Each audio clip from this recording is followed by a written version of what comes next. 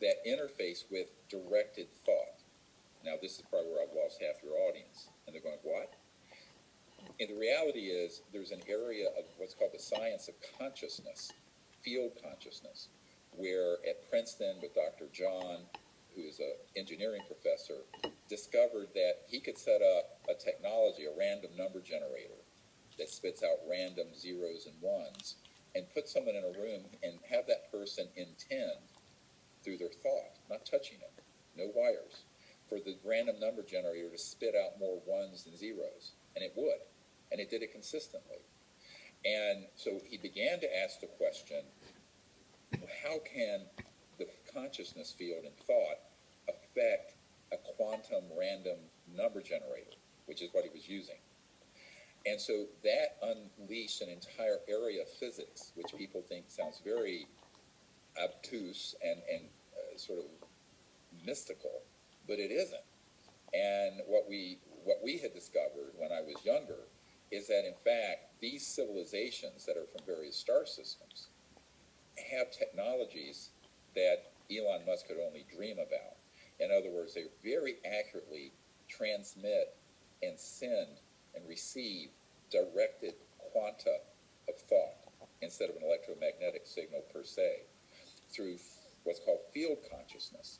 And the consciousness field is, I mean, it sounds very Buddhist or Vedic, but the consciousness field is actually not bound by space or time. And because of that, there's no limit on the speed of it. It's instantaneous because of what's called non-locality in physics. It's a bit obtuse and technical to get into probably here, but what non-locality means is that it's not based in the speed, the linear speed of light or the linear speed of sound or what have you. It's instantaneous because of the nature of conscious field, the field of consciousness. And this is, to me, the most interesting stuff because this whole science of consciousness is actually the big science for the next 1,000 years, but we have to catch up to the last 70 to 100 years of energy and propulsion technologies that have been hidden away so we don't destroy the biosphere. But this is what really led me to leave my medical career a few years ago and say, you know what, this has got to get addressed in some sort of a credible way. So we started this research project to do that. And A Close Encounter of the Fifth Kind, this documentary, what that is when humans initiate the contact with these civilizations and they respond. That's what a CE5 shorthand is.